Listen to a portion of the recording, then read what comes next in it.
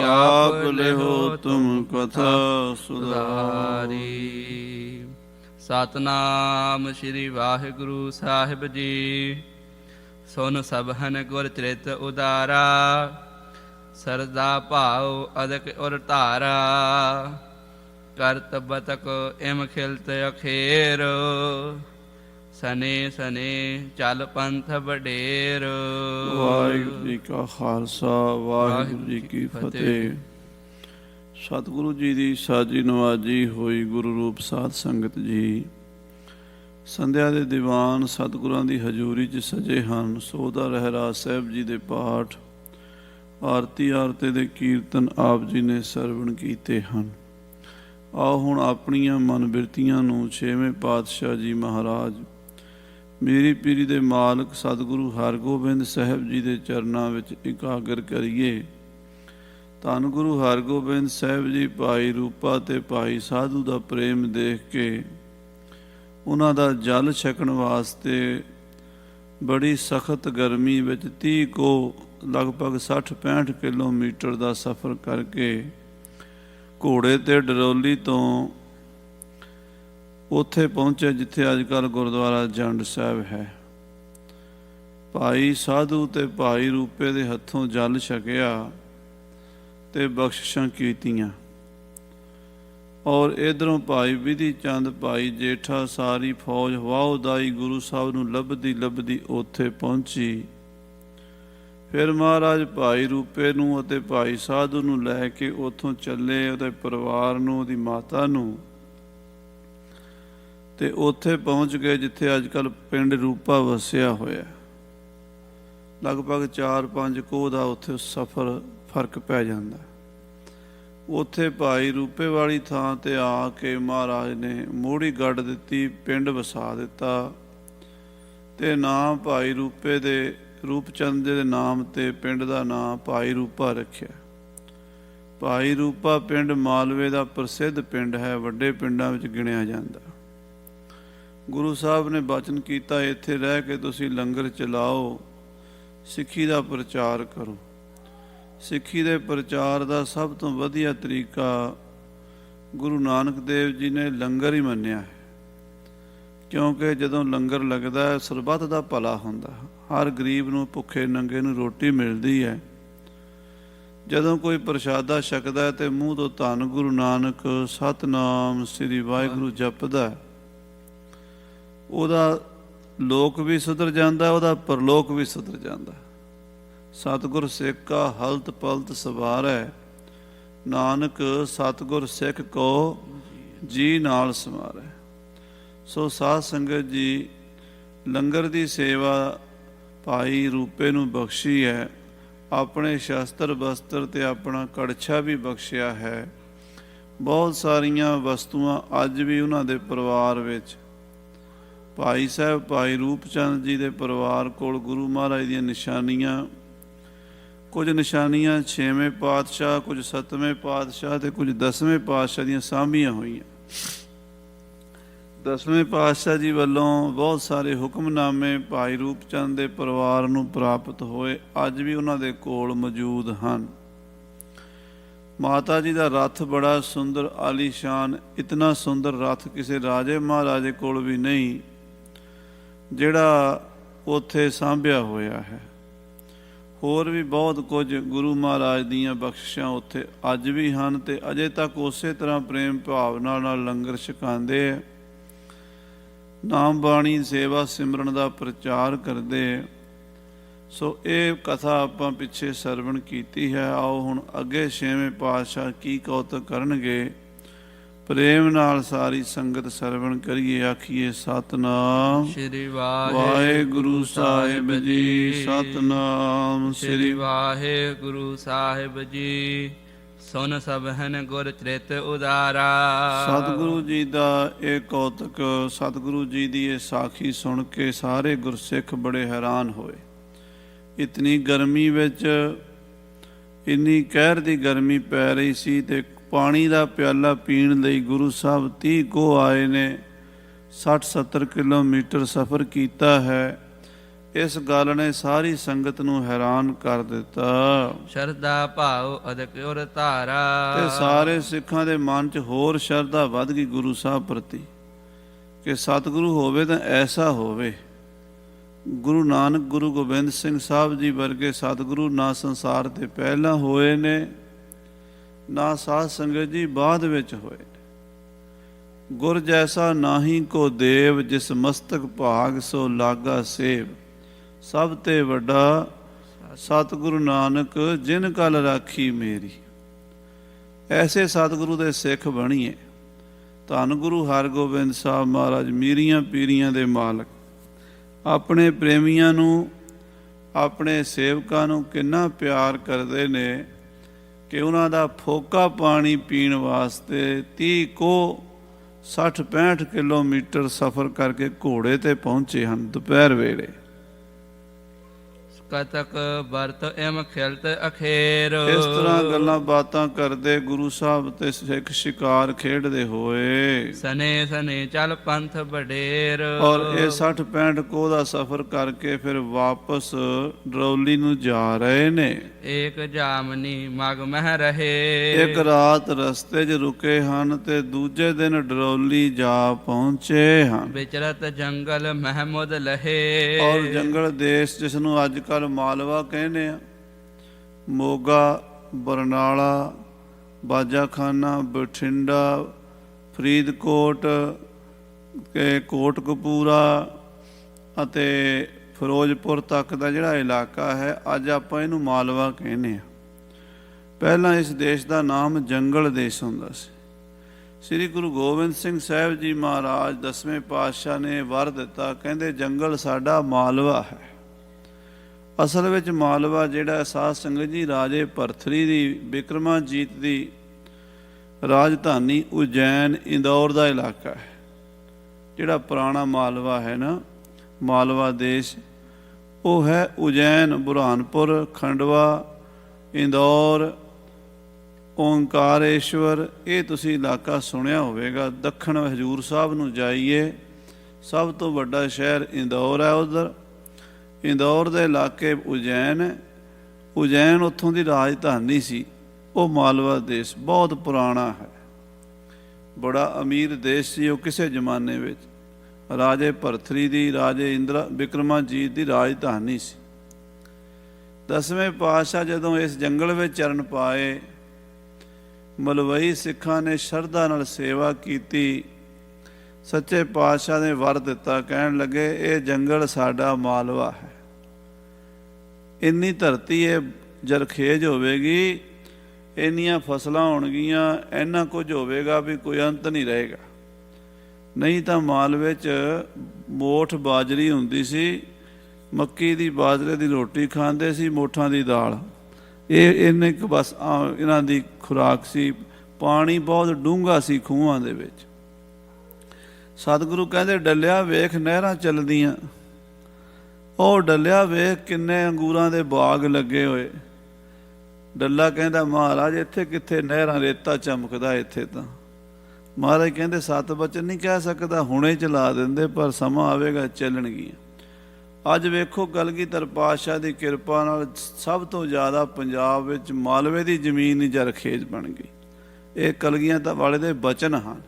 ਸਤਿਗੁਰਾਂ ਦੀ ਪਾਵਨ ਰਸਨਾ ਦੇ ਬੋਲ ਕਿੰਨੀ ਪਾਵਰ ਰੱਖਦੇ ਨੇ, ਕਿੰਨੀ ਸ਼ਕਤੀ ਰੱਖਦੇ ਨੇ। ਆਹ ਦੇਖ ਲਓ ਖਾਲਸਾ ਜੀ ਸਾਹਮਣੇ ਪ੍ਰਤੱਖ ਹੈ। ਇਸ ਤਰ੍ਹਾਂ ਮਹਾਰਾਜ ਨੇ ਇਹਨੂੰ ਜੰਗਲ ਨੂੰ ਮਾਲਵਾ ਬਣਾਇਆ। ਪਹਿਲਾਂ ਇਹਨੂੰ ਜੰਗਲ ਦੇਸ਼ ਕਹਿੰਦੇ ਸੀ। ਹਾਂਜੀ, ਬਹੁਰ ਡਰੋਲੀ ਪਹੁੰਚੇ ਜਾਏ। ਮਾਲਵੇ ਦੀ ਜੰਗਲ ਦੀ ਧਰਤੀ ਨੂੰ 6ਵੇਂ ਪਾਤਸ਼ਾਹ ਬਹੁਤ ਬਖਸ਼ਿਸ਼ਾਂ ਕੀਤੀਆਂ।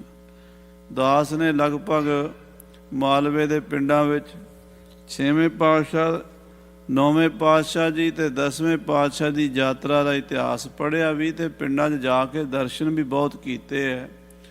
ਕੋਈ ਪਿੰਡ ਬਚਿਆ ਜਿੱਥੇ ਚਰਨ ਨਹੀਂ ਪਏ ਹੋਣੇ, ਨਹੀਂ ਤਾਂ ਸਾਰੇ ਪਿੰਡਾਂ 'ਚ ਇਤਿਹਾਸਿਕ ਗੁਰਦੁਆਰੇ ਹਨ ਮਾਲਵੇ ਵਿੱਚ। ਥਾਂ ਥਾਂ 'ਤੇ ਕਿਤੇ 6ਵੀਂ ਪਾਤਸ਼ਾਹੀ ਦੇ ਹੈ, ਕਿਤੇ 9ਵੀਂ ਪਾਤਸ਼ਾਹੀ ਦੇ, ਕਿਤੇ 7ਵੀਂ ਪਾਤਸ਼ਾਹੀ ਦੇ, ਕਿਤੇ 10ਵੀਂ ਪਾਤਸ਼ਾਹੀ ਦੇ। ਜਿੱਥੇ ਜਿੱਥੇ ਮਹਾਰਾਜ ਗਏ ਨਿਸ਼ਾਨ ਸਾਹਿਬ ਝੂਲਦੇ ਆ, ਲੰਗਰ ਲੱਗੇ ਆ, ਸਰੋਵਰ ਬਣੇ ਆ, ਸੰਗਤਾਂ ਆ ਰਹੀਆਂ, ਮੇਲੇ ਲੱਗੇ ਆ। ਕੋਈ ਅੰਤ ਹੀ ਨਹੀਂ ਮਾਲਵੇ ਦੀ ਧਰਤੀ। ਇਹ ਛੇਵੇਂ ਪਾਤਸ਼ਾਹ ਮਹਾਰਾਜ ਨੇ ਇੱਥੇ ਸਭ ਤੋਂ ਪਹਿਲਾਂ ਘੋੜੇ ਦੀ ਟਾਪ ਪਾਈ ਹੈ, ਥਾਂ ਥਾਂ ਦੇ ਪਿੰਡਾਂ ਵਿੱਚ ਚਰਨ ਪਾਏ ਹਨ। ਸਾਈਂ ਦਾਸ ਮਿਲਿਓ ਹਰ ਖਾਏ। ਵਾਪਸ ਸੱਚੇ ਪਾਤਸ਼ਾਹ ਡਰੌਲੀ ਆ ਗਏ ਨੇ ਤੇ ਭਾਈ ਸਾਈਂ ਦਾਸ ਬੜੇ ਪ੍ਰਸੰਨ ਹੋ ਕੇ ਮਿਲੇ ਨੇ। ਵਿਸਰਿਓ ਸਭ ਹਨ ਵਿਖੇ ਪ੍ਰਸੰਗ। ਤੇ ਸਾਰੇ ਡਰੌਲੀ ਦੇ ਵਿੱਚ ਵੀ ਇਹ ਪ੍ਰਸੰਗ ਪਸਰ ਗਿਆ ਵੀ ਗੁਰੂ ਜੀ ਇਕੱਲੇ ਹੀ ਘੋੜੇ ਤੇ ਚੜ੍ਹ ਕੇ ਕਿੱਥੇ ਗਏ ਸੀ। ਕਹਿੰਦੇ ਤਾਂ ਆਪਣੇ ਸੇਵਕ ਭਾਈ ਰੂਪੇ ਦਾ ਪਾਣੀ ਪੀਣ ਗਏ ਸੀ। ਇਹ ਕਥਾ ਜਦੋਂ ਮਾਲਵੇ ਚ ਪਸਰੀ ਹੈ, ਏਕ ਕਹੈ ਦੂਸਰ ਕੇ ਸੰਗ। ਇੱਕ ਸਿੱਖ ਦੂਜੇ ਨੂੰ ਦੱਸਦਾ ਤੇ ਦੂਜਾ ਤੀਜੇ ਨੂੰ ਦੱਸਦਾ। ਸਿੱਖੀ ਦਾ ਪ੍ਰਚਾਰ ਇਉਂ ਕਰਦੇ ਸੀ ਸਿੱਖ। ਅੱਜ ਕੱਲ੍ਹ ਆਪਾਂ ਗੱਲਾਂ ਕਰਦੇ ਹਾਂ ਇੱਧਰ ਉੱਧਰ ਦੀਆਂ। ਗੁਰੂ ਦੀ ਗੱਲ ਵੀ ਕਦੀ ਕੀਤੀ ਹੈ? ਕੋਈ ਗੁਰੂ ਦਾ ਬਚਨ ਵੀ ਸੁਣਾਇਆ? ਸੁਣਾਓ ਜੀ ਨਵੀਂ ਤਾਜੀ, ਫਲਾਣਾ ਮਰ ਗਿਆ, ਫਲਾਣਾ ਜੰਮ ਪਿਆ। ਨਿੰਦਾ ਚੁਗਲੀ ਨੂੰ ਸਾਧ ਸੰਗਤ ਜੀ ਅੱਜ ਕੱਲ੍ਹ ਕਥਾ ਕਹਿੰਦੇ ਆ। ਕਥਾ ਹੁੰਦੀ ਪਰਮੇਸ਼ਰ ਦੀ, ਗੁਰੂ ਦੀ, ਸ਼ਹੀਦਾਂ ਸਿੰਘਾਂ ਦੀ, ਮਹਾਂਪੁਰਸ਼ਾਂ ਦੀ। ਉਹਨਾਂ ਦੇ ਗੁਣ ਗਾਣੇ, ਪਰਮੇਸ਼ਰ ਦੇ ਗੁਣ ਗਾਣੇ, ਗੁਰੂ ਦੇ ਗੁਣ ਗਾਣੇ। ਜਿਹੜੇ ਮਹਾਂਪੁਰਸ਼ ਹੋ ਗਏ ਸਾਡੇ, ਉਹਨਾਂ ਸ਼ਹੀਦਾਂ ਸਿੰਘਾਂ ਦੀਆਂ ਵਾਰਤਾ ਸੁਣਾਉਣੀਆਂ, ਇਹਨੂੰ ਕਹਿੰਦੇ ਆ ਕਥਾ। ਤੇ ਜਿਹੜੀ ਆਪਣੀ ਗੱਲਾਂ ਕਰੀ ਜਾਣੀਆਂ, ਇਹ ਕਥਾ ਨਹੀਂ ਹੈ। ਸਤਿਗੁਰੂ ਮਹਾਰਾਜ ਦੇ ਸਿੱਖ ਬੈਠੇ ਹੀ ਕਥਾ ਕਰੀ ਜਾਂਦੇ ਸੀ। ਅੱਜ ਕੱਲ੍ਹ ਵਰਗੀਆਂ ਸਟੇਜਾਂ ਨਹੀਂ ਸੀ, ਲਾਊਡ ਸਪੀਕਰ ਨਹੀਂ ਸੀਗੇ, ਮੀਡੀਆ ਨਹੀਂ ਸੀ। ਸਿੱਖ ਨੂੰ ਮਿਲਦਾ, ਉਹ ਕਹਿੰਦਾ ਸੁਣਾਓ ਜੀ ਕੋਈ ਗੁਰੂ ਦੀ ਸਾਖੀ ਸੁਣਾਓ, ਕੋਈ ਸ਼ਬਦ ਸੁਣਾਓ, ਕੋਈ ਬਚਨ ਸੁਣਾਓ। ਤੇ ਸੁਣਾਉਣ ਵਾਲਾ ਬੜੇ ਪ੍ਰੇਮ ਨਾਲ ਸੁਣਾਉਂਦਾ। ਹੁਣ ਇਹ ਨਵੀਂ ਸਾਖੀ ਹੋ ਕੇ ਹਟੀ ਭਾਈ ਰੂਪ ਚੰਦ ਦੇ ਪ੍ਰੇਮ ਦੀ। ਇੱਕ ਸਿੱਖ ਦੂਜੇ ਨੂੰ ਤੇ ਦੂਜਾ ਤੀਜੇ ਨੂੰ ਗਾਂ ਦੀ ਗਾਂ ਸੁਣਾਈ ਜਾਂਦਾ ਹੈ। ਛਿਨ ਮਹਿ 30 ਕੋਸ ਗੁਰ ਧਾਏ। ਸਾਰੇ ਹੈਰਾਨ ਨੇ ਵੀ ਗੁਰੂ ਸਾਹਿਬ ਛਿਨ ਦੇ ਵਿੱਚ ਹੀ 30 ਕੋ ਕਿਵੇਂ ਚਲੇ ਗਏ। ਇੱਥੇ ਬੈਠੇ ਸਨ, ਦੁਪਹਿਰ ਦਾ ਸਮਾਂ ਸੀ, ਗਰਮੀ ਦਾ, ਸ਼ਰਦਖਾਨੇ 'ਚ ਆਪਣੇ ਪਲੰਘ ਤੇ ਲੇਟੇ ਪਏ ਸਨ। ਸਿੱਖ ਪੱਖੇ ਝੱਲ ਰਹੇ ਸਨ ਔਰ ਗੁਰੂ ਸਾਹਿਬ ਮਹਾਰਾਜ ਉਸ ਇੰਨੀ ਕਰਕਦੀ ਗਰਮੀ ਦੇ ਵਿੱਚ ਸੁੱਖ ਆਰਾਮ ਨੂੰ ਛੱਡ ਕੇ ਘੋੜੇ ਤੇ ਚੜ੍ਹੇ ਤੇ 30 ਕੋ ਚਲੇ ਗਏ। ਮਰਹਿ ਤੇ ਖਾਤਰ ਸਿੱਖ ਬਚਾਏ। ਜੇ ਗੁਰੂ ਸਾਹਿਬ ਨਾ ਜਾਂਦੇ ਤੇ ਭਾਈ ਰੂਪ ਚੰਦ ਤੇ ਭਾਈ ਸਾਧੂ ਨੇ ਪਿਆਸਿਆਂ ਮਰ ਜਾਣਾ ਸੀ। ਉਹਨਾਂ ਨੇ ਪ੍ਰਣ ਕੀਤਾ ਸੀ ਵੀ ਜਿੰਨਾ ਚਿਰ ਛੇਵੇਂ ਪਾਤਸ਼ਾਹ ਆ ਕੇ ਪਾਣੀ ਨਹੀਂ ਪੀਂਦੇ ਅਸੀਂ ਨਹੀਂ ਪੀਣਾ।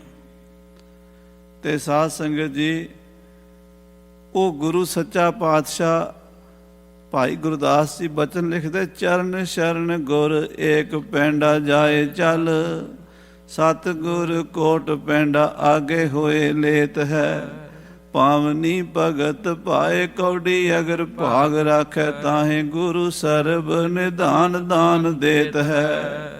ਸਤ ਗੁਰ ਮੰਤਰ ਸਿਮਰਨ ਮਾਤਰ, ਸਿਮਰਨ ਤਾਹੇ ਬਾਰੰਬਾਰ ਗੁਰ ਹੇਤ ਹੈ। ਸਤਿਗੁਰ ਦਇਆ ਨਿਧ ਮਹਿਮਾ ਅਗਾਧ ਬੋਧ, ਨਮੋ ਨਮੋ ਨਮੋ ਨਮੋ ਨੇਤ ਨੇਤ ਨੇਤ ਹੈ। ਸਤਿਗੁਰ ਦਇਆ ਨਿਧ ਮਹਿਮਾ ਅਗਾਧ ਬੋਧ, ਨਮੋ ਨਮੋ ਨਮੋ ਨਮੋ ਨੇਤ ਨੇਤ ਨੇਤ ਹੈ।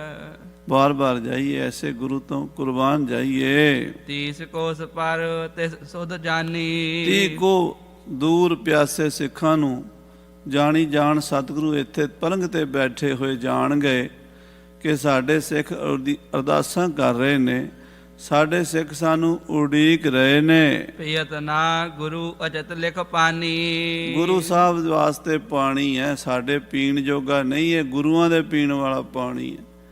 ਐਸਾ ਜਾਣ ਕੇ ਉਹ ਪਾਣੀ ਦੇ ਕੁੱਜੇ ਨੂੰ ਹੱਥ ਲਾ ਕੇ ਮੁੜ ਆਉਂਦੇ, ਪਾਣੀ ਪੀਂਦੇ ਨਹੀਂ ਸਨ। ਪਰਖ ਪ੍ਰੇਮ ਕੋ ਬਹੁਤ ਲਾਏ। ਤੇ ਗੁਰੂ ਸਾਹਿਬ ਉਹਨਾਂ ਦਾ ਪ੍ਰੇਮ ਪਰਖ ਕੇ ਫਿਰ ਬੜੀ ਕਾਹਲੀ ਦੇ ਨਾਲ ਜੋੜਾ ਪਾਇਆ। ਸਿੱਖ ਨੂੰ ਇਸ਼ਾਰਾ ਕੀਤਾ ਫਟਾਫਟ ਘੋੜਾ ਲਿਆ ਤੇ ਘੋੜੇ ਤੇ ਬਹਿ ਕੇ ਕਿਸੇ ਸਿੱਖ ਨੂੰ ਆਵਾਜ਼ ਵੀ ਨਹੀਂ ਮਾਰੀ ਵੀ ਨਾਲ ਚੱਲੋ।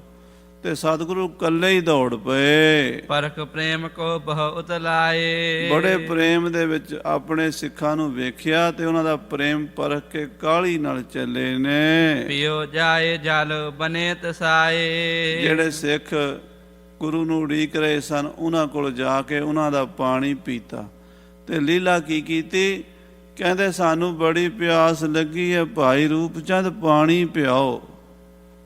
ਬਹੁਤ ਡਾਢੀ ਗਰਮੀ, ਲਿਆਓ ਪਾਣੀ ਛੇਤੀ ਲਿਆਓ। ਤੇ ਭਾਈ ਸਾਧੂ ਤੇ ਰੂਪੇ ਨੇ ਸਤਿਗੁਰਾਂ ਨੂੰ ਪਾਣੀ ਪਿਆਇਆ ਤੇ ਫਿਰ ਆਪ ਬਾਅਦ ਵਿੱਚ ਪੀਤਾ। ਦੋਹਰਾ ਬਸਤ ਡਰੋਲੀ ਸਤਿਗੁਰੂ ਕੇਤਕ ਦਿਵਸ ਬਿਤਾਏ। ਇਸ ਤਰ੍ਹਾਂ ਇਹ ਕੌਤਕ ਸਾਧ ਸੰਗਤ ਜੀ ਸਾਰੀ ਦੁਨੀਆ 'ਚ ਪਸਰ ਗਿਆ। ਛੇਵੇਂ ਪਾਤਸ਼ਾਹ ਦੀ ਇਹ ਸਾਖੀ ਪੂਰੇ ਸੰਸਾਰ ਭਰ ਵਿੱਚ ਪਸਰੀ ਹੋਈ ਹੈ। ਜਿਹੜੇ ਗੁਰੂ ਕੇ ਸਿੱਖ ਹਨ ਉਹ ਤਾਂ ਇਹ ਬਚਨ ਸਾਰੇ ਹੀ ਜਾਣਦੇ ਹਨ, ਪਰ ਜਿਹੜੇ ਗੁਰੂ ਦੇ ਸਿੱਖ ਕੁਹਾਣ ਨੂੰ ਸਿੱਖ ਹਨ ਪਰ ਨਾ ਗੁਰੂ ਦਾ ਕੋਈ ਬਚਨ ਸੁਣਨਾ ਨਾ ਪੜ੍ਹਨਾ, ਉਹਨਾਂ ਨੂੰ ਭਾਵੇਂ ਨਾ ਪਤਾ ਹੋਵੇ। ਭਾਈ ਰੂਪ ਚੰਦ ਜੀ ਤੇ ਭਾਈ ਸਾਧੂ ਜੀ ਦੀ ਕਮਾਈ ਧਨ ਹੈ। ਅੱਜ ਵੀ ਮਾਲਵੇ ਦੇਸ਼ ਵਿੱਚ ਉਹਨਾਂ ਦਾ ਲੰਗਰ ਚੱਲ ਰਿਹਾ ਹੈ। ਸਿੱਖੀ ਦਾ ਪ੍ਰਚਾਰ ਗੁਰੂ ਘਰ ਨਾਲ ਜੁੜੇ ਹੋਏ ਹਨ। ਇਸ ਪ੍ਰਕਾਰ ਨਾਲ ਮਹਾਰਾਜ ਸਾਹਿਬ ਛੇਵੇਂ ਪਾਤਸ਼ਾਹ ਜੀ ਡਰੌਲੀ 'ਚ ਆ ਵਸੇ। ਭਾਈ ਸਾਈਂ ਦਾਸ ਜੀ ਦੇ ਕੋਲ ਸਿੱਖ ਸੰਗਤ ਆਵਤ ਅਨਕ ਦਰਸ਼ਨ ਅਨਕ ਸਿਧਾਏ। ਅਨੇਕਾਂ ਹੀ ਸਿੱਖ ਸੰਗਤਾਂ ਸਤਿਗੁਰੂ ਜੀ ਦੇ ਦਰਸ਼ਨਾਂ ਲਈ ਡਰੌਲੀ ਆਉਂਦੀਆਂ ਹਨ ਅਤੇ ਦਰਸ਼ਨ ਕਰ ਕਰਕੇ ਆਪਣੇ ਨਗਰਾਂ ਨੂੰ ਵਾਪਸ ਜਾਂਦੀਆਂ ਹਨ। ਚੌਪਈ ਸ੍ਰੀ ਗੁਰ ਦਿੱਤੇ ਨਗਰ ਬਸਾਇਓ। ਇਧਰ ਸਤਿਗੁਰਾਂ ਦੇ ਵੱਡੇ ਸਾਹਿਬਜ਼ਾਦੇ ਧੰਨ ਧੰਨ ਬਾਬਾ ਗੁਰਦਿੱਤਾ ਦੀਨ ਦੁਨੀ ਦਾ ਟਿੱਕਾ, ਜੋ ਵਰ ਮੰਗਿਆ ਸੋ ਵਰ ਦਿੱਤਾ। ਬਾਬਾ ਗੁਰਦਿੱਤਾ ਜੀ ਨੇ ਸ੍ਰੀ ਕੀਰਤਪੁਰ ਸਾਹਿਬ ਨਾਮ ਦਾ ਨਗਰ ਵਸਾਇਆ ਹੈ। ਬਨਕ ਆਦ ਨਰ ਬ੍ਰਿੰਦ ਟਿਕਾਇਓ। ਇਹ ਸ਼ਿਵਾਲਕ ਦੀਆਂ ਪਹਾੜੀਆਂ ਦੀ ਜੜ ਵਿੱਚ ਸਤਲੁਜ ਦਰਿਆ ਦੇ ਨੇੜੇ ਬੜੀ ਰਮਣੀਕ ਥਾਂ ਤੇ ਪੀਰ ਬੁੱਢਣ ਸ਼ਾਹ ਜੀ ਦੀ ਬੇਨਤੀ ਮੰਨ ਕੇ ਬਾਬਾ ਗੁਰਦਿੱਤਾ ਜੀ ਨੇ ਸ਼ਹਿਰ ਵਸਾਇਆ। ਬਹੁਤ ਸਾਰੇ ਦੁਕਾਨਦਾਰਾਂ ਨੂੰ ਦੁਕਾਨਾਂ ਪਾਉਣ ਦਾ ਹੁਕਮ ਦਿੱਤਾ। ਸਭ ਬਿਦ ਕੀ ਸੁਧਪੁਰ ਜਨ ਕੇਰੀ। ਔਰ ਕਈ ਜਾਤਾਂ ਦੇ ਲੋਹਾਰੇ ਤਰਖਾਣੇ ਕਈ ਕੰਮ ਕਰਨ ਵਾਲੇ ਸਿੱਖ ਲਿਆ ਕੇ ਉੱਥੇ ਬਿਠਾਏ ਤੇ ਸਾਰਿਆਂ ਦੀ ਖਬਰਸਾਰ ਵੀ ਲਈ। ਸਾਰਿਆਂ ਦੀ ਜਿਹੜੇ ਆਪਣੇ ਨਗਰ 'ਚ ਲਿਆ ਕੇ ਵਸਾਏ ਨਾ, ਉਹਨਾਂ ਨੂੰ ਕਿਸੇ ਚੀਜ਼ ਦੀ ਤੰਗੀ ਨਾ ਆਵੇ, ਕਿਸੇ ਨੂੰ ਕੋਈ ਪਰੇਸ਼ਾਨੀ ਨਾ ਹੋਵੇ, ਬੜਾ ਖਿਆਲ ਰੱਖਦੇ ਹਨ। ਲੈ ਕਰ ਖਾਤਰ ਕੀਨ ਕਨੇਰੀ। ਬੜੀ ਸੇਵਾ ਕੀਤੀ, ਸਾਰਿਆਂ ਦਾ ਮਨ ਪ੍ਰਸੰਨ ਹੈ ਵੀ ਇਸ ਨਗਰੀ 'ਚ ਹੀ ਰਵਾਂਗੇ, ਇੱਥੋਂ ਜਾਣਾ ਨਹੀਂ ਕਿਤੇ। ਨਵਾਂ ਨਗਰ ਵਸਾਉਣਾ ਬੜਾ ਔਖਾ ਹੁੰਦਾ ਸਾਧ ਸੰਗਤ ਜੀ। ਅੱਜ ਕੱਲ੍ਹ ਇੰਨੀਆਂ ਸਹੂਲਤਾਂ ਨੇ ਸਰਕਾਰਾਂ ਕੋਲ, ਫਿਰ ਵੀ ਪਿੰਡ ਵਸਾਉਣਾ ਹੋਵੇ ਕਈ ਸਾਲ ਲੱਗ ਜਾਂਦੇ ਆ। ਗੁਰੂ ਸਾਹਿਬ ਦੇ ਸਮੇਂ ਇੰਨੇ ਸਾਧਨ ਨਹੀਂ ਸੀ। ਕੱਚੇ ਕੋਠੇ ਲੋਕਾਂ ਨੂੰ ਆਪ ਬਣਾਉਣੇ ਪੈਂਦੇ ਸੀ, ਮਿੱਟੀ ਦੇ, ਕੱਚੀਆਂ ਗਲੀਆਂ, ਤੇ ਫਿਰ ਸਾਰਾ ਕੁਝ ਤਿਆਰ ਕਰਨਾ। ਬਾਬਾ ਗੁਰਦਿੱਤਾ ਜੀ ਨੇ ਲੋਕਾਂ ਨੂੰ ਹੌਸਲਾ ਦਿੱਤਾ। ਹੌਲੇ ਹੌਲੇ ਪਿੰਡ ਵਸ ਗਿਆ। ਬਹੁਰ ਪਿਤਾ ਕਹੋ ਦਰਸ਼ਨ ਚਾਹਾ। ਹੁਣ ਬਾਬਾ ਗੁਰਦਿੱਤਾ ਜੀ ਨੇ ਸੋਚਿਆ ਵੀ ਕਾਫੀ ਦਿਨ ਹੋ ਗਏ ਨੇ, ਕਈ ਮਹੀਨੇ ਹੋ ਗਏ ਨੇ, ਪਿਤਾ ਮਹਾਰਾਜ ਛੇਵੇਂ ਪਾਤਸ਼ਾਹ ਦੇ ਦਰਸ਼ਨ ਨਹੀਂ ਹੋਏ। ਚਲ ਬੇ ਕਾਰਨ ਕੀਨੇ ਉਮਾਹਾ। ਮਨ ਵਿੱਚ ਇੱਛਾ ਹੋਈ ਵੀ ਚੱਲ ਕੇ ਪਿਤਾ ਜੀ ਦੇ ਤੇ ਮਾਤਾ ਜੀ ਦੇ ਦਰਸ਼ਨ ਕਰੀਏ। ਅਸਵਾਰੀ ਕਰਵਾਇਸ ਤਿਆਰੀ। ਬਾਬਾ ਗੁਰਦਿੱਤਾ ਜੀ ਨੇ ਆਪਣੇ ਰੱਥ ਗੜਬਹਿਲਾਂ ਸਵਾਰੀਆਂ ਤਿਆਰ ਕਰਵਾ ਲਈਆਂ। ਚੰਦਨ ਆਏ ਮੋਲ ਕੋ ਭਾਰੀ। ਬੜੇ ਕੀਮਤੀ ਰੱਥ ਬਾਬਾ ਜੀ ਦੇ ਤਿਆਰ ਹੋ ਗਏ। ਨੱਤੀ ਜੋਗ ਪੁੱਤਰਨ ਕੋ ਲੀਨੇ। ਬਾਬਾ ਗੁਰਦਿੱਤਾ ਜੀ ਦੀ ਧਰਮ ਪਤਨੀ ਮਾਤਾ ਨੱਤੀ ਜੀ ਆਪਣੇ ਦੋ ਸਾਹਿਬਜ਼ਾਦੇ ਬਾਬਾ ਧੀਰਮਲ ਜੀ ਤੇ ਬਾਬਾ ਹਰ ਰਾਏ, ਸ੍ਰੀ ਗੁਰੂ ਹਰ ਰਾਏ ਸਾਹਿਬ ਜੀ ਨੂੰ ਗੋਦੀ 'ਚ ਲੈ ਲਿਆ। ਆਨੰਦ ਸਹਿਤ ਰੂਡਨ ਕੀਨੇ। ਬਾਬਾ ਧੀਰਮਲ ਤੇ ਗੁਰੂ ਹਰ ਰਾਏ ਸਾਹਿਬ ਸਕੇ ਭਾਈ ਸਨ, ਬਾਬਾ ਗੁਰਦਿੱਤਾ ਜੀ ਦੇ ਪੁੱਤਰ, ਮਾਤਾ ਨੱਤੀ ਜੀ ਦੇ ਪੁੱਤਰ। ਸੋ ਦੋਵਾਂ ਬੱਚਿਆਂ ਨੂੰ ਗੋਦੀ 'ਚ ਬਿਠਾ ਕੇ ਧੀਰਮਲ ਕੁਛ ਭਇਓ ਵਡੇਰਾ। ਧੀਰਮਲ ਕੁਝ ਵੱਡੇ ਹੋ ਗਏ ਸਨ, ਭਾਵ 8-7 ਸਾਲ ਦੇ, ਇੰਨੀ ਕੁ ਉਮਰ ਦੇ ਹੋ ਚੁੱਕੇ ਸਨ। ਸ੍ਰੀ ਹਰਿ ਰਾਏ ਅੰਕ ਤਿਸ ਬੇਰਾ। ਸ੍ਰੀ ਗੁਰੂ ਹਰਿ ਰਾਏ ਸਾਹਿਬ ਜੀ ਗੋਦੀ ਵਿੱਚ ਹੀ ਸਨ। ਬਹਿਲਨ ਮੈਂ ਦਾਸੀ ਚੜਵਾਈ। ਤੇ ਮਾਤਾ ਨੱਤੀ ਨੇ ਆਪਣੇ ਦੋਵੇਂ ਪੁੱਤਰਾਂ ਨੂੰ ਨਾਲ ਲਿਆ ਦਾਸੀਆਂ ਨੂੰ ਗੜਬੈਲਾਂ ਵਿੱਚ ਬਿਠਾ ਲਿਆ। ਗਮਨੇ ਦਾਸ ਸਾਤ ਸਮੁਦਾਏ, ਸੇਵਾਦਾਰਾਂ ਦਾਸਾਂ ਸਮੇਤ ਬਾਬਾ ਗੁਰਦਿੱਤਾ ਜੀ ਤੁਰ ਪਏ ਨੇ ਕੀਰਤਪੁਰ ਸਾਹਿਬ ਤੋਂ। ਸ੍ਰੀ ਗੁਰ ਦਿੱਤਾ ਚੜੇ ਤੁਰੰਗ, ਬਾਬਾ ਗੁਰਦਿੱਤਾ ਜੀ ਆਪ ਘੋੜੇ ਤੇ ਸਵਾਰ ਹੋਏ। ਬੜੇ ਸੂਰਬੀਰ ਯੋਧੇ ਸਨ, ਲੰਮੇ ਉੱਚੇ ਜਵਾਨ ਤੇ ਬੜੇ ਸੁਨੱਖੇ ਸਨ ਬਾਬਾ ਗੁਰਦਿੱਤਾ ਜੀ। ਜਿਵੇਂ ਪਿਤਾ ਜੀ ਸਨ ਨਾ ਛੇਵੇਂ ਪਾਤਸ਼ਾਹ ਮਹਾਰਾਜ, ਉਦਾਂ ਹੀ ਸੋਹਣਾ ਸਰੂਪ ਸੀ ਬਾਬਾ ਜੀ ਦਾ। ਘੋੜੇ ਤੇ ਸ਼ੋਭਾ ਪਾ ਰਹੇ ਹਨ। ਚੰਚਲ ਫਾਂਦਤ ਮਨੋ ਕੋ ਰੰਗ, ਬਾਬਾ ਜੀ ਦਾ ਘੋੜਾ ਇਉਂ ਉੱਡਦਾ ਹੈ ਜਿਵੇਂ ਹਿਰਨ ਜਾਂਦਾ ਹੋਵੇ। ਹਿਮ ਕੁਟਾਂਬਲੇ ਕਰ ਨਿਜ ਸਾਥ, ਆਪਣੇ ਪਰਿਵਾਰ ਨੂੰ ਨਾਲ ਲੈ ਕੇ ਗਮਨੇ ਦਰਸ਼ਨ ਹਿਤ ਪਿਤ ਨਾਥ, ਪਿਤਾ ਮਹਾਰਾਜ ਛੇਵੇਂ ਪਾਤਸ਼ਾਹ ਮੀਰੀ ਪੀਰੀ ਦੇ ਮਾਲਕ ਸਤਿਗੁਰਾਂ ਦੇ ਦਰਸ਼ਨਾਂ ਲਈ ਚੱਲੇ ਹਨ। ਨਗਰ ਵਿਖੈ ਇੱਕ ਤਿਆਗਿਓ ਦਾਸ, ਇੱਕ ਜ਼ਿੰਮੇਦਾਰ ਸਿੱਖ ਨੂੰ ਨਗਰ ਸ੍ਰੀ ਕੀਰਤਪੁਰ ਸਾਹਿਬ ਦੇ ਵਿੱਚ ਛੱਡ ਦਿੱਤਾ ਵੀ ਤੁਸੀਂ ਸਾਡੇ ਤੋਂ ਬਾਅਦ ਇੱਥੇ ਰਾਖੀ ਕਰਨੀ ਹੈ, ਨਗਰ ਦੀ ਪ੍ਰਤਿਪਾਲਨਾ ਕਰਨੀ ਹੈ। ਸਮਤਵੰਤ ਰੱਛਕ ਚਹੁ ਪਾਸ, ਸਿਆਣੇ ਸੇਵਾਦਾਰਾਂ ਨੂੰ ਜ਼ਿੰਮੇਵਾਰੀ ਲਾ ਕੇ ਧੰਨ ਬਾਬਾ ਗੁਰਦਿੱਤਾ ਜੀ ਚੱਲ ਪਏ ਹਨ। ਪੁਰ ਜਨ ਮਿਲੇ ਧੀਰ ਕੋ ਦੀਨ, ਨਗਰ ਵਾਸੀ ਬਾਬਾ ਜੀ ਨੂੰ ਵਿਦਾ ਕਰਨ ਲਈ ਆਏ ਤੇ ਬਾਬਾ ਜੀ ਨੇ ਸਾਰਿਆਂ ਨੂੰ ਹੌਸਲਾ ਦਿੱਤਾ, ਧੀਰਜ ਦਿੱਤਾ ਹੈ। ਪੁਨ ਮਗ ਵਿਖੈ ਭਿਆਨੋ ਕੀਨ, ਤੇ ਫਿਰ ਬਾਬਾ ਜੀ ਕਹਿੰਦੇ ਵੀ ਅਸੀਂ ਛੇਤੀ ਆਵਾਂਗੇ, ਤੁਸੀਂ ਹੌਸਲਾ ਰੱਖੋ, ਮਹਾਰਾਜ ਸਾਹਿਬ ਦੇ ਦਰਸ਼ਨ ਕਰ ਆਈਏ। ਤੇ ਬਾਬਾ ਗੁਰਦਿੱਤਾ ਜੀ ਫਿਰ ਰਾਹ ਪੈ ਗਏ ਨੇ, ਚੱਲ ਪਏ ਨੇ ਕੀਰਤਪੁਰ ਸਾਹਿਬ ਤੋਂ। ਸ੍ਰੀ ਅੰਮ੍ਰਿਤਸਰ ਨਹਿ ਗਮ ਨਏ, ਪਤਾ ਲੱਗਾ ਵੀ ਪਿਤਾ ਜੀ ਅੰਮ੍ਰਿਤਸਰ ਤੋਂ ਮਾਲਵੇ 'ਚ ਆਏ ਹੋਏ ਨੇ, ਇਸ ਕਰਕੇ ਹੁਣ ਅੰਮ੍ਰਿਤਸਰ ਵੱਲ ਨਹੀਂ ਗਏ। ਸੂਦੇ ਪੰਥ ਆਵਤੇ ਭਏ, ਸ੍ਰੀ ਅੰਮ੍ਰਿਤਸਰ ਸਾਹਿਬ ਜਾਣ ਦੀ ਬਜਾਏ ਕੀਰਤਪੁਰ ਸਾਹਿਬ ਤੋਂ ਸਿੱਧਾ ਮੋਗੇ ਵਾਲੇ ਪਾਸੇ ਨੂੰ ਤੁਰ ਪਏ ਨੇ। ਦਿਨ ਕੇਤਕ ਮਗ ਵਿਖੈ ਬਤਾਏ, ਕੁਝ ਦਿਨ ਰਸਤੇ 'ਚ ਲੱਗੇ ਨੇ, ਕਿਉਂਕਿ ਅੱਜ ਕੱਲ੍ਹ ਵਰਗੀਆਂ ਮੋਟਰਾਂ ਕਾਰਾਂ ਨਹੀਂ ਸਨ। ਗੱਡਿਆਂ ਤੇ, ਰੱਥਾਂ ਤੇ, ਗੜਬੈਲਾਂ ਤੇ, ਪਾਲਕੀਆਂ ਤੇ, ਘੋੜਿਆਂ ਤੇ ਸਵਾਰੀ ਹੁੰਦੀ ਸੀ। ਰਸਤੇ ਵਿੱਚ 2-4 ਦਿਨ ਲੱਗ ਗਏ ਹਨ। ਪਿਤ ਕੇ ਪਾਇਨ ਬੰਧਨ ਕੀਨ, ਔਰ ਸ੍ਰੀ ਗੁਰੂ ਹਰਗੋਬਿੰਦ ਸਾਹਿਬ ਕੋਲ ਡਰੌਲੀ ਆ ਪਹੁੰਚੇ ਨੇ ਤੇ ਆ ਕੇ ਮਹਾਰਾਜ ਦੇ ਚਰਨਾਂ 'ਚ ਮੱਥਾ ਟੇਕਿਆ ਹੈ। ਬੂਝੀ ਕੁਸ਼ਲ ਬਤਾਏ ਸੋ ਲੀਨ, ਔਰ ਮਹਾਰਾਜ ਨੇ ਹਾਲ ਚਾਲ ਪੁੱਛਿਆ ਤੇ ਬਾਬਾ ਗੁਰਦਿੱਤਾ ਜੀ ਨੇ ਸਾਰੀ ਵਾਰਤਾ ਸ੍ਰੀ ਕੀਰਤਪੁਰ ਸਾਹਿਬ ਦੀ ਦੱਸੀ ਹੈ। ਬੁੱਢਨ ਸ਼ਾਹ ਮਿਲਨ ਜਿਮ ਜੋਵਾ, ਜਿਵੇਂ ਪੀਰ ਬੁੱਢਣ ਸ਼ਾਹ ਜੀ ਮਿਲੇ ਬੜੇ ਪ੍ਰੇਮ ਨਾਲ। ਇਹ ਬੜੇ ਮਹਾਂਪੁਰਸ਼ ਮੁਸਲਮਾਨ ਫਕੀਰ ਸਨ, ਸ੍ਰੀ ਗੁਰੂ ਨਾਨਕ ਦੇਵ ਜੀ ਨੂੰ ਮਿਲੇ ਸਨ। ਬੇਨਤੀ ਕੀਤੀ, ਮਹਾਰਾਜ ਮੇਰੀਆਂ ਬੱਕਰੀਆਂ ਦਾ ਦੁੱਧ ਪੀਓ।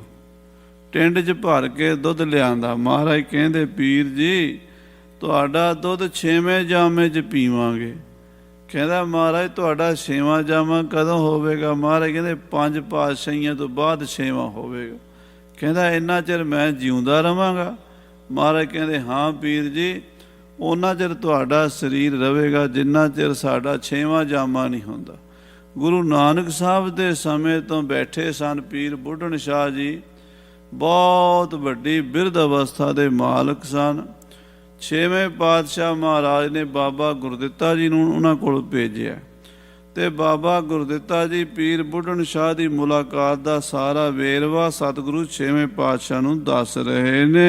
ਨਗਰ ਬਸਾਵਨ ਕੋ ਜਿਮ ਜੋਵਾ, ਔਰ ਜਿਸ ਤਰ੍ਹਾਂ ਉੱਥੇ ਸ੍ਰੀ ਕੀਰਤਪੁਰ ਸਾਹਿਬ ਨਗਰੀ ਵਸਾਈ ਹੈ, ਉਹਦਾ ਵੀ ਸਾਰਾ ਵੇਰਵਾ ਪਿਤਾ ਗੁਰਦੇਵ ਜੀ ਨੂੰ ਦੱਸਿਆ ਹੈ। ਸਭ ਸਤਿਗੁਰ ਕੇ ਨਿਕਟ ਬਖਾਨੀ, ਸਾਰੀ ਕਥਾ ਮਹਾਰਾਜ ਪਿਤਾ ਜੀ ਦੇ ਚਰਨਾਂ 'ਚ ਬਿਆਨ ਕੀਤੀ ਹੈ। ਸੈਲ ਸਮੀਪੀ ਸ਼ੁਭ ਸਥਾਨੀ, ਔਰ ਸਾਧ ਸੰਗਤ ਜੀ ਮਹਾਰਾਜ ਸਾਹਿਬ ਬਾਬਾ ਗੁਰਦਿੱਤਾ ਜੀ 6ਵੇਂ ਪਾਤਸ਼ਾਹ ਨੂੰ ਦੱਸ ਰਹੇ ਨੇ ਕਿ ਮਹਾਰਾਜ ਨੇੜੇ ਪਹਾੜੀਆਂ ਨੇ, ਇੱਕ ਪਾਸੇ ਦਰਿਆ ਸਤਲੁਜ ਵਗਦਾ ਹੈ, ਬੜੀ ਰਮਣੀਕ ਸੋਹਣੀ ਸੁੰਦਰ ਜਗ੍ਹਾ ਹੈ। ਆਪ ਜੀ ਹੁਣ ਉੱਥੇ ਹੀ ਚੱਲੋ ਕਿਰਪਾ ਕਰਕੇ। ਚਰਨ ਆਪ ਚਲ ਪਾਵਹੁ ਜਬੈ, ਪਿਤਾ ਜੀ ਜਦੋਂ ਆਪ ਜੀ ਜਾ ਕੇ ਕੀਰਤਪੁਰ ਸਾਹਿਬ ਚਰਨ ਪਾਓਗੇ ਤਾਂ ਕੀਰਤਪੁਰ ਸਾਹਿਬ ਦੀ ਧਰਤੀ ਨੂੰ ਹੋਰ 4 ਚੰਨ ਲੱਗ ਜਾਣਗੇ। ਪਹਿਲੇ ਪਾਤਸ਼ਾਹ ਨੇ ਤਾਂ ਮਹਾਰਾਜ ਗੁਰੂ ਨਾਨਕ ਦੇਵ ਜੀ ਨੇ ਤਾਂ ਉੱਥੇ ਕਿਰਪਾ ਕੀਤੀ ਹੈ, ਹੁਣ ਤੁਹਾਡੀ ਕਿਰਪਾ ਹੋ ਜਾਵੇਗੀ ਤਾਂ ਨਗਰ ਹੋਰ ਸੋਹਣਾ ਵਸੇਗਾ। ਸ਼ੋਭਾ ਪਾਵਨ ਹੋਇ ਕਰ ਤਬੈ। ਜਦੋਂ ਆਪ ਜੀ ਦੇ ਚਰਨ ਪੈਣਗੇ ਕੀਰਤਪੁਰ ਸਾਹਿਬ ਦੀ ਧਰਤੀ ਬਹੁਤ ਸ਼ੋਭਨੀਕ ਹੋ ਜਾਵੇਗੀ, ਪਵਿੱਤਰ ਹੋ ਜਾਵੇਗੀ। ਸੁਨਤ ਪੁੱਤਰ ਤੇ ਸਾਧ ਬਖਾਨਾ। ਛੇਵੇਂ ਪਾਤਸ਼ਾਹ ਬਾਬਾ ਗੁਰਦਿੱਤਾ ਜੀ ਦੇ ਬਚਨ ਸੁਣ ਕੇ ਬੜੇ ਖੁਸ਼ ਹੋਏ, ਕਹਿਣ ਲੱਗੇ ਪੁੱਤਰ ਸ਼ਾਬਾਸ਼ ਸ਼ਾਬਾਸ਼ ਸ਼ਾਬਾਸ਼। ਕਰਿਓ ਕਰਮ ਸਗਰੋ ਸਨਮਾਨਾ। ਜੋ ਬਾਬਾ ਗੁਰਦਿੱਤਾ ਜੀ ਨੇ ਨਗਰ ਵਸਾਣ ਦੀ ਕਿਰਪਾ ਕੀਤੀ ਹੈ, ਇਹ ਕਿਰਿਆ ਕੀਤੀ ਹੈ, ਗੁਰੂ ਸਾਹਿਬ ਨੇ ਇਹਦਾ ਬਹੁਤ ਸਨਮਾਨ ਕੀਤਾ। ਜਿਹੜਾ ਗੁਰੂ ਘਰ 'ਚ ਸੇਵਾ ਕਰਦਾ ਨਾ ਉਹਦਾ ਗੁਰੂ ਘਰ 'ਚੋਂ ਸਨਮਾਨ ਵੀ ਹੁੰਦਾ। ਹਾਂਜੀ। ਸ੍ਰੀ ਹਰਿ ਰਾਏ ਅੰਕ ਮੈਂ ਲਏ। ਤੇ ਸਾਧ ਸੰਗਤ ਜੀ, ਛੇਵੇਂ ਪਾਤਸ਼ਾਹ ਨੇ ਛੋਟੇ ਪੋਤਰੇ ਬਾਬਾ ਹਰਰਾਏ ਜੀ, ਗੁਰੂ ਹਰਰਾਏ ਸਾਹਿਬ ਜੀ ਨੂੰ ਵੇਖਿਆ ਹੈ। 29 ਚਰਨ ਬੰਦਨਾ ਕੀਏ। ਕਿਉਂਕਿ ਗੋਦੀ 'ਚ ਲੈ ਕੇ ਗੁਰੂ ਸਾਹਿਬ ਦੀ ਵੱਡੀ ਨੂੰਹ ਮਾਤਾ 29 ਨੇ ਆ ਚਰਨਾਂ 'ਚ ਮੱਥਾ ਟੇਕਿਆ। ਜੋਗ ਪੁੱਤਰਨ ਪਾਇਨ ਪਰਤ ਪਾਏ। ਪਹਿਲਾਂ ਬਾਬਾ ਧੀਰਮਲ ਜੀ ਨੂੰ ਕਿਹਾ ਵੀ ਦਾਦਾ ਜੀ ਨੂੰ ਮੱਥਾ ਟੇਕੋ, ਫਿਰ ਛੋਟੇ ਪੁੱਤਰ ਨੂੰ ਕਿਹਾ ਕਿ ਮੱਥਾ ਟੇਕੋ। ਮਹਾਰਾਜ ਗੁਰੂ ਹਰਰਾਏ ਸਾਹਿਬ ਗੋਦੀ ਵਿੱਚ ਸਨ, ਉਹਨਾਂ ਨੂੰ ਤਾਂ ਮਾਂ ਨੇ ਆਪ ਹੀ ਸਿਰ ਝੁਕਾ ਕੇ ਚਰਨਾਂ 'ਚ ਮੱਥਾ ਟਿਕਾਇਆ, ਤੇ ਵੱਡਿਆਂ ਨੂੰ ਬਾਬਾ ਧੀਰਮਲ ਜੀ ਨੂੰ ਸਮਝਾਇਆ, ਉਹਨਾਂ ਨੇ ਵੀ ਦਾਦਾ ਜੀ ਨੂੰ ਮੱਥਾ ਟੇਕਿਆ। ਵੇਖ ਪੋਤਰਨ ਸਤਿਗੁਰ ਹਰਿ ਖਾਏ। ਸਤਿਗੁਰੂ ਜੀ ਦੋਵਾਂ ਪੋਤਰਿਆਂ ਨੂੰ ਵੇਖ ਕੇ ਬੜੇ ਖੁਸ਼ ਹੋਏ। ਇੱਕ ਪੱਟ ਦੇ ਉੱਤੇ ਬਾਬਾ ਧੀਰਮਲ ਜੀ ਨੂੰ ਬਿਠਾ ਲਿਆ, ਦੂਜੇ ਗੋਡੇ ਤੇ ਗੁਰੂ ਹਰਰਾਏ ਸਾਹਿਬ ਜੀ ਨੂੰ ਬਿਠਾ ਲਿਆ। ਬੈਠਾਰੇ ਨਿਜ ਅੰਕ ਮਝਾਰੇ। ਦੋਵੇਂ ਪੋਤਰੇ ਬਾਬਾ ਧੀਰਮਲ ਜੀ ਤੇ ਸ੍ਰੀ ਗੁਰੂ ਹਰਰਾਏ ਸਾਹਿਬ ਜੀ ਨੂੰ ਗੋਦੀ 'ਚ ਬਿਠਾ ਲਿਆ। ਮ੍ਰਿਦ ਬਾਣੀ ਕੇ ਸਹਿਤ ਦਲਾਰੇ। ਤੇ ਬੜੇ ਪ੍ਰੇਮ ਨਾਲ ਲਾਡ ਕੀਤਾ, ਸਿਰ ਤੇ ਹੱਥ ਫੇਰਿਆ। ਗੁਰਤਾ ਉਚਿਤ ਲਖੇ ਹਰਿ ਰਾਏ। ਤੇ ਦੋਵਾਂ ਪੋਤਰਿਆਂ ਤੇ ਨਿਗਾਹ ਮਾਰੀ ਹੈ, ਇਸ ਗੱਦੀ ਦਾ ਮਾਲਕ ਕੌਣ ਬਣ ਸਕਦਾ? ਇਸ ਗੱਦੀ ਦਾ ਵਾਰਸ ਛੋਟਾ ਬਣੇਗਾ। ਗੁਰੂ ਹਰਰਾਏ ਸਾਹਿਬ ਇਸ ਗੱਦੀ ਦੇ ਵਾਰਸ ਬਣਨਗੇ। ਕਿਰਪਾ ਦ੍ਰਿਸ਼ਟ ਤਿਨ ਪਰ ਅਧਿਕਾਏ। ਇਸ ਕਰਕੇ ਉਹਨਾਂ ਤੇ ਜ਼ਿਆਦਾ ਕਿਰਪਾ ਦ੍ਰਿਸ਼ਟੀ ਕੀਤੀ ਹੈ। ਬਾਬਾ ਧੀਰਮਲ ਜੀ ਜਦੋਂ ਜਨਮ ਹੋਇਆ ਸੀ ਤੇ ਸਿੱਖਾਂ ਨੇ ਆ ਕੇ ਵਧਾਈ ਦਿੱਤੀ, ਮਹਾਰਾਜ ਵਧਾਈ ਹੋਵੇ, ਪੋਤਰੇ ਦਾ ਜਨਮ ਹੋਇਆ। ਮਹਾਰਾਜ ਖੁਸ਼ ਹੋਏ ਤੇ ਨਾਲ ਹੀ ਬਚਨ ਕੀਤਾ, ਸਾਡਾ ਤਾਇਆ ਮੁੜ ਕੇ ਆ ਗਿਆ। ਕਿਉਂਕਿ ਮਹਾਰਾਜ ਦੇ ਤਾਏ ਬਾਬਾ ਪ੍ਰਿਥੀ ਚੰਦ ਦਾ ਜਿਹੜਾ ਸੁਭਾਅ ਸੀ, ਉਹੀ ਸੁਭਾਅ ਬਾਬਾ ਧੀਰਮਲ ਜੀ ਦਾ ਸੀ। ਬਾਬਾ ਪ੍ਰਿਥੀ ਚੰਦ ਜੀ ਵੀ ਸਤਿਗੁਰਾਂ ਦੇ ਨਾਲ, ਗੁਰੂ ਅਰਜਨ ਦੇਵ ਜੀ ਨਾਲ ਸਾਰੀ ਉਮਰ ਨਾਰਾਜ਼ ਹੀ ਰਹੇ, ਤੇ ਬਾਬਾ ਧੀਰਮਲ ਜੀ ਵੀ ਸਤਿਗੁਰਾਂ ਦੇ ਨਾਲ ਸਿੱਧੇ ਮੂੰਹ ਨਹੀਂ ਬੋਲੇ ਸਾਰੀ ਉਮਰ, ਨਾ 7ਵੇਂ ਪਾਤਸ਼ਾਹ ਨਾਲ, ਨਾ 8ਵੇਂ ਨਾਲ, ਤੇ 9ਵੇਂ ਪਾਤਸ਼ਾਹ ਉੱਤੇ ਤੇ ਗੋਲੀ ਚਲਵਾਤੀ। ਇਸ ਕਰਕੇ ਗੁਰੂ ਸਾਹਿਬ ਦੀ ਖੁਸ਼ੀ ਛੋਟੇ ਪੋਤਰੇ ਵੱਲ ਜ਼ਿਆਦਾ ਹੈ। ਗੁਰੂ ਹਰਗੋਬਿੰਦ ਸਾਹਿਬ ਮਹਾਰਾਜ ਮੀਰੀ ਪੀਰੀ ਦੇ ਮਾਲਕ, ਪਿਆਰ ਤਾਂ ਦੋਵਾਂ ਨੂੰ ਕਰਦੇ, ਕਿਉਂਕਿ ਦਾਦੇ ਦੇ ਹੱਕ ਤੋਂ ਦੋਵੇਂ ਪੋਤਰੇ ਨੇ, ਪਰ ਜਿਹੜੀ ਜੋਤ ਸਾਂਭਣੀ ਹੈ ਉਹ ਗੁਰੂ ਹਰਰਾਏ ਸਾਹਿਬ ਵਿੱਚ ਹੀ ਜੋਤ ਜਗਣੀ ਹੈ। ਹਾਂਜੀ। ਸ੍ਰੀ ਗੁਰਦਿੱਤਾ ਅੰਤਰ ਗਇਓ। ਕਹਿੰਦੇ ਬਾਬਾ ਗੁਰਦਿੱਤਾ ਜੀ ਅੰਦਰ ਗਏ ਹਨ ਘਰ ਦੇ। ਤੀਨ ਮਾਤ ਕੋ ਬੰਦਤ ਭਇਓ। ਆਪਣੀਆਂ ਤਿੰਨਾਂ ਮਾਵਾਂ ਨੂੰ ਮੱਥਾ ਟੇਕਿਆ ਹੈ। ਮਾਤਾ ਦਮੋਦਰੀ ਦੇ ਪੇਟ ਤੋਂ ਤਾਂ ਬਾਬਾ ਗੁਰਦਿੱਤਾ ਜੀ ਦਾ ਜਨਮ ਹੋਇਆ, ਤੇ ਮਾਤਾ ਨਾਨਕੀ ਜੀ ਤੇ ਮਾਤਾ ਮਹਾਂਦੇਵੀ ਜੀ ਨੂੰ ਵੀ ਨਮਸਕਾਰ ਕੀਤੀ ਹੈ। ਵੇਖ ਦਮੋਦਰੀ ਸੁਤ ਹਰਿ ਖਾਏ। ਮਾਤਾ ਦਮੋਦਰੀ ਆਪਣੇ ਸੁੰਦਰ ਸੋਹਣੇ ਪੁੱਤਰ ਨੂੰ, ਮਾਤਾ ਦਮੋਦਰੀ ਦੇ ਇੱਕੋ ਹੀ ਪੁੱਤਰ ਸਨ, ਬਾਬਾ ਗੁਰਦਿੱਤਾ ਜੀ। ਮਾਤਾ ਮਹਾਂਦੇਵੀ ਜੀ ਦੇ ਬਾਬਾ ਸੂਰਜਮਲ ਜੀ। ਮਾਤਾ ਨਾਨਕੀ ਦੇ 3 ਪੁੱਤਰ ਸਨ, ਬਾਬਾ ਅਣੀ ਰਾਏ ਜੀ, ਬਾਬਾ ਅਟਲ ਰਾਏ ਜੀ ਤੇ ਗੁਰੂ ਤੇਗ ਬਹਾਦਰ ਸਾਹਿਬ ਜੀ।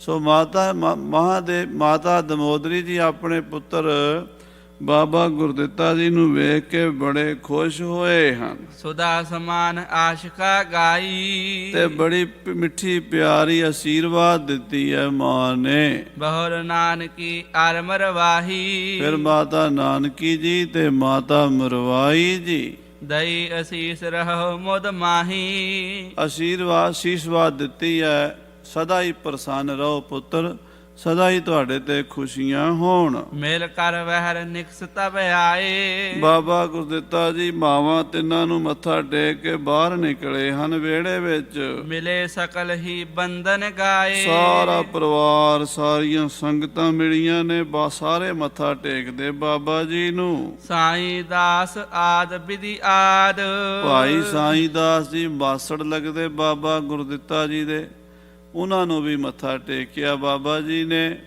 ਤੇ ਭਾਈ ਸਾਹਿਬ ਭਾਈ ਵਿਧੀ ਚੰਦ ਜੀ ਨੂੰ ਵੀ ਮਿਲੇ ਹਨ। ਮਿਲੇ ਕੁਸ਼ਲ ਬੂਜਤ ਅਹਲਾਦ ਇੱਕ ਦੂਜੀ ਨੂੰ ਮਿਲ ਕੇ ਹਾਲ ਚਾਲ ਸੁਖ ਸ਼ਾਂਤ ਪੁੱਛਦੇ ਹਨ। ਗੁਰ ਸੁਤ ਸਕਲ ਬਾਤ ਕੇ ਲਾਇਕ ਆਹਾ ਸਾਰੇ ਕਹਿੰਦੇ ਆ ਵੀ ਗੁਰੂ ਦਾ ਇਹ ਪੁੱਤਰ ਬਾਬਾ ਗੁਰਦਿੱਤਾ ਹਰ ਗੱਲ 'ਚ ਪੂਰਾ ਹੈ। ਸਾਧ ਸੰਗਤ ਜੀ, ਸੰਗਤਾਂ ਇਉਂ ਸਮਝਦੀਆਂ ਸਨ ਵੀ ਬਾਬਾ ਗੁਰਦਿੱਤਾ ਜੀ ਹੀ ਆਉਣ ਵਾਲੇ ਸੱਤਵੇਂ ਗੁਰੂ ਹੋਣਗੇ। ਸਾਰੇ ਪਾਸੇ ਇਹੀ ਗੱਲ ਸੀ, ਹਰ ਤਰ੍ਹਾਂ ਨਾਲ ਇਹ ਯੋਗ ਹਨ। ਗੁਰੂ ਹਰਗੋਬਿੰਦ ਸਾਹਿਬ ਦੀ ਗੱਦੀ ਤੇ, ਗੁਰੂ ਨਾਨਕ ਦੀ ਗੱਦੀ ਤੇ ਇਹ ਬੈਠਣਗੇ। ਪਰ ਵਾਹਿਗੁਰੂ ਨੂੰ ਜੋ ਮਨਜ਼ੂਰ ਸੀ, ਬਾਬਾ ਗੁਰਦਿੱਤਾ ਜੀ 6ਵੇਂ ਪਾਤਸ਼ਾਹ ਦੇ ਹੁੰਦਿਆਂ ਹੀ ਜੋਤੀ ਜੋਤ ਸਮਾ ਗਏ।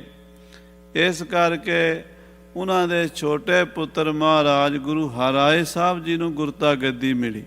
ਹਾਂਜੀ, ਮਿੱਤਰਨ ਹਰਖਤ ਸ਼ਤਰਨ ਕਾਇਕ ਬਾਬਾ ਗੁਰਦਿੱਤਾ ਜੀ ਬਾਰੇ ਸਾਰੀਆਂ ਸੰਗਤਾਂ ਜਾਣਦੀਆਂ ਨੇ ਵੀ ਇਹ ਮਿੱਤਰਾਂ ਨੂੰ ਪ੍ਰਸੰਨ ਕਰਨ ਵਾਲੇ ਨੇ ਤੇ ਸ਼ਤਰੂਆਂ ਦਾ ਨਾਸ ਕਰਨ ਵਾਲੇ ਸੂਰਮੇ ਨੇ। ਪੁਨ ਨਤੀ ਘਰ ਅੰਤਰ ਬਰੀ ਫਿਰ ਮਾਤਾ ਨੱਤੀ ਜੀ ਘਰ 'ਚ ਵੜੇ ਹਨ।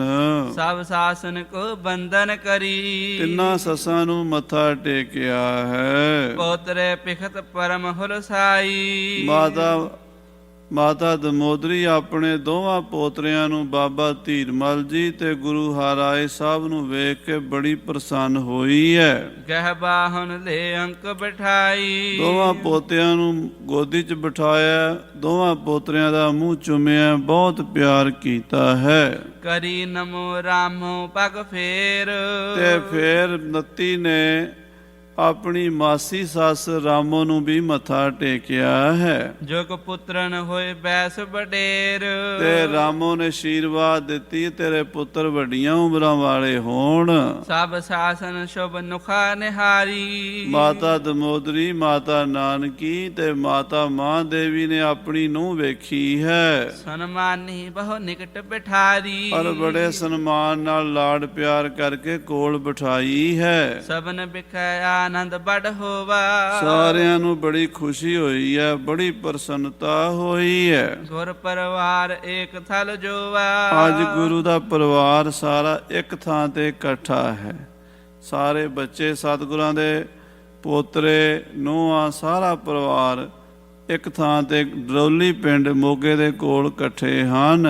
ਕੇਤਕ ਦਿਨ ਪੁਨ ਬਸਤ ਬਿਠਾਏ ਇੱਥੇ ਰਹਿੰਦਿਆਂ ਕੁਝ ਦਿਨ ਬੀਤ ਗਏ ਹਨ। ਮੇਲਾ ਦਿਵਸ ਬਿਸੋਵਾਏ ਤੇ ਵਿਸਾਖੀ ਦਾ ਮੇਲਾ ਆ ਗਿਆ ਹੈ। ਚਹੁ ਦਿਸ ਕੀ ਸੰਗਤ ਸਮਦਾਈ ਦੂਰੋਂ ਨੇੜਿਓਂ ਚਾਰੇ ਪਾਸਿਓਂ ਸੰਗਤਾਂ ਡਰੌਲੀ ਆਉਣ ਲੱਗੀਆਂ ਹਨ। ਲਏ ਅਕੋਰਨ ਕੋ ਉਮੜਾਈ ਆਪਣੀਆਂ ਪ੍ਰੇਮ ਭੇਟਾਵਾਂ ਲੈ ਕੇ ਗੁਰੂ ਦੇ ਸਿੱਖ ਗੁਰੂ ਸਾਹਿਬ ਦੇ ਦਰਸ਼ਨਾਂ ਲਈ ਤੁਰੇ ਆਉਂਦੇ ਨੇ। ਨਰ ਨਾਰੀ ਗੁਰ ਕੀਰਤ ਕਰਤੇ ਇਸਤਰੀ ਪੁਰਸ਼ ਗੁਰੂ ਦਾ ਜਸ ਕਰਦੇ ਨੇ। ਧੰਨ ਗੁਰੂ ਹਰਗੋਬਿੰਦ ਸਾਹਿਬ, ਧੰਨ ਗੁਰੂ ਹਰਗੋਬਿੰਦ ਸਾਹਿਬ, ਧੰਨ ਗੁਰੂ ਨਾਨਕ, ਧੰਨ ਗੁਰੂ ਰਾਮਦਾਸ, ਧੰਨ ਮੇਰੇ ਸਤਿਗੁਰੂ, ਇਉਂ ਜਪਦੇ ਆਉਂਦੇ ਨੇ। ਆਨ ਆਨ ਕਰ ਦਰਸ ਨਿਹਰਤੇ ਆ ਕੇ ਗੁਰੂ 6ਵੇਂ ਪਾਤਸ਼ਾਹ ਦੇ ਦਰਸ਼ਨ ਕਰਦੇ ਨੇ। ਬੜ ਮਸਨੰਦ ਬਿਛਾਵਨ ਕਰੈ ਔਰ ਬੜੀ ਵੱਡੀ ਗੱਦੀ ਲਾਈ ਹੈ ਸਤਿਗੁਰਾਂ ਦੇ ਬੈਠਣ ਵਾਸਤੇ।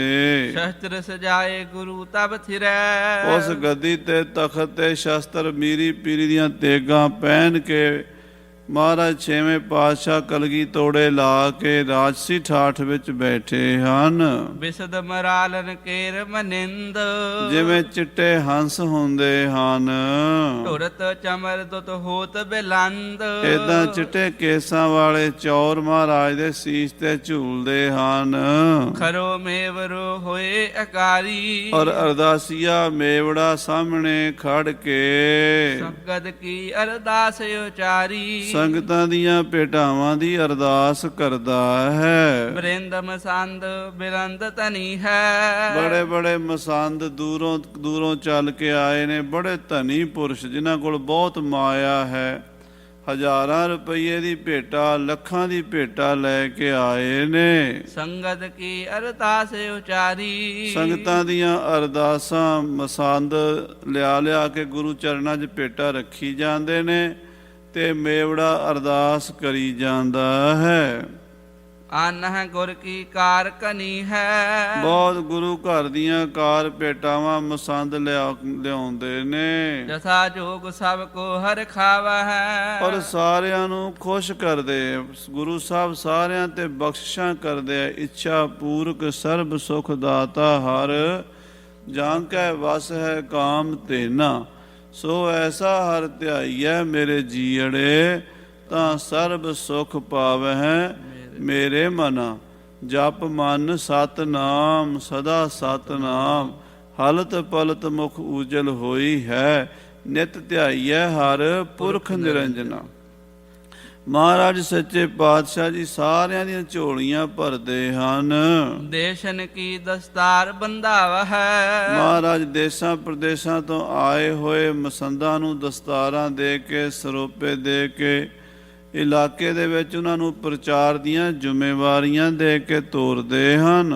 ਕਿਤ ਤੇ ਲੱਛ ਜੁਗਮ ਲੱਛ ਲਿਆਵਾ ਹੈ, ਕਿਸੇ ਇਲਾਕੇ ਚੋਂ ਲੱਖ ਰੁਪਈਆ, ਕਿਸੇ ਚੋਂ 2 ਲੱਖ ਆਉਂਦਾ ਹੈ। ਗੁਰ ਕੀ ਕਾਰ ਚਲੀ ਨਿਤ ਆਵਾ ਹੈ, ਗੁਰੂ ਘਰ ਦੀ ਕਾਰ ਭੇਟਾ ਲੱਖਾਂ ਕਰੋੜਾਂ ਵਿੱਚ ਆਉਂਦੀ ਹੈ ਤੇ ਗੁਰੂ ਦੇ ਲੰਗਰ ਤੇ ਲੱਗਦੀ ਹੈ। ਆਦ ਸੰਗਲਾ ਦੀਪ ਨਿਕਾਇਆ, ਦੂਰ ਦੂਰ ਸੰਗਲਾ ਦੀਪ ਸ੍ਰੀ ਲੰਕਾ ਰਾਜਾ ਸ਼ਿਵਨਾਥ ਦੇ ਟਾਪੂ ਵਿੱਚੋਂ, ਇਧਰ ਸਾਧ ਸੰਗਤ ਜੀ ਕਾਬਲ, ਕੰਧਾਰ, ਬਲਖ, ਬੁਖਾਰੇ, ਈਰਾਨ, ਇਰਾਕ ਵਿੱਚੋਂ, ਉਧਰੋਂ ਬੰਗਲਾਦੇਸ਼, ਆਸਾਮ, ਬਿਹਾਰ ਵੱਲੋਂ ਤੇ ਉੱਤਰ ਦੇ ਵਿੱਚ ਕਸ਼ਮੀਰ ਦੂਰ ਤੱਕ ਸੰਗਤਾਂ ਰਹਿੰਦੀਆਂ।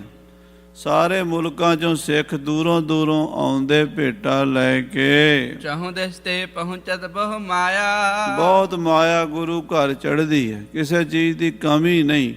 ਸੰਗਤਾਂ ਦੀ ਉਹ ਮਾਇਆ ਗੁਰੂ ਸਾਹਿਬ ਧਰਮ ਪ੍ਰਚਾਰ ਲਈ, ਲੰਗਰ, ਸੇਵਾ, ਸਿਮਰਨ, ਪਰਉਪਕਾਰ ਅਤੇ ਜੰਗ ਦੇ ਲਈ ਫੌਜਾਂ ਤਿਆਰ ਕਰਨੀਆਂ, ਘੋੜੇ ਖਰੀਦਣੇ, ਸ਼ਸਤਰ ਖਰੀਦਣੇ। ਉਹ ਜਿਹੜੇ ਦੇਸ਼ ਕੌਮ ਦਾ ਭਲਾ ਹੋਵੇ ਉਸ ਕਾਰਜ ਉੱਤੇ ਸੱਚੇ ਪਾਤਸ਼ਾਹ ਜੀ ਉਹ ਮਾਇਆ ਲਾਉਂਦੇ ਆ। ਗਰੀਬ ਦਾ ਮੂੰਹ ਗੁਰੂ ਦੀ ਗੋਲਕ, ਇਹ ਗੁਰੂ ਦੀ ਗੋਲਕ ਜਮ੍ਹਾਂ ਕਰਕੇ ਬੈਂਕਾਂ 'ਚ ਰੱਖਣ ਵਾਸਤੇ ਨਹੀਂ ਹੁੰਦੀ ਖਾਲਸਾ ਜੀ, ਇਹ ਲੋੜਵੰਦਾਂ ਵਾਸਤੇ ਹੁੰਦੀ ਹੈ ਵੀ ਲੋਹ ਲੰਗਰ ਤਪਦਾ ਰਵੇ ਤੇ ਗੁਰੂ ਖਾਲਸਾ ਛਕਦਾ ਰਵੇ। ਤੇ ਜਿਹੜੇ ਜੋੜ ਜੋੜ ਕੇ ਮਰ ਜਾਂਦੇ ਆ ਪਿੱਛੋਂ ਕਿਸੇ ਕੰਮ ਨਹੀਂ ਆਉਂਦੀ ਮਾਇਆ। ਸੱਚੇ ਪਾਤਸ਼ਾਹ ਮਹਾਰਾਜ ਨੇ, ਧੰਨ ਸਤਿਗੁਰੂ ਨਾਨਕ ਦੇਵ ਗੁਰੂ ਗੋਬਿੰਦ ਸਿੰਘ ਸਾਹਿਬ ਨੇ ਜੋੜਿਆ ਨਹੀਂ, ਵਰਤਾਇਆ ਹੈ।